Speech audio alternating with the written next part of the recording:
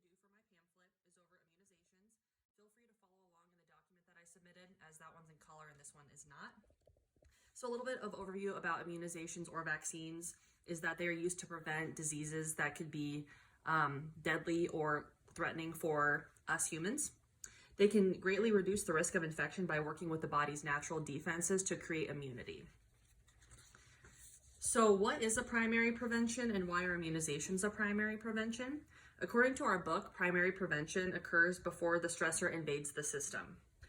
Betty Newman, who we learned about in our chapter, created the Newman Systems Model, which is basically an open system-based perspective that provides a focus for approaching a wide range of different ideas. So she sees the client as an open book, basically, that can respond to different stressors in the environment. And immunizations are considered a primary prevention because you can get the immunization and then that'll prevent you from getting sick from other things. So immunizations contain the same antigens that contain whatever disease or virus that you're getting immunized for. And it's either weakened or killed, but still strong enough to make the immune system produce antibodies.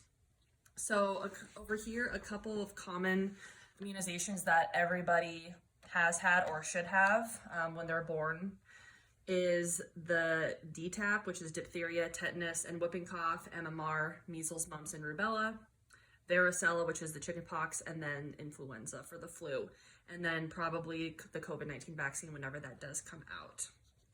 I do have some pictures here too, but they didn't print very well. One of the main concerns that a lot of patients have about getting a vaccine is this vaccine going to cause me side effects, or is this vaccine going to cause my child to have autism, because there's been a lot of studies about that. The answer is no, and according to the CDC, there was a 2013 study that looked at the number of antigens from vaccines in children from their first 2 years of life.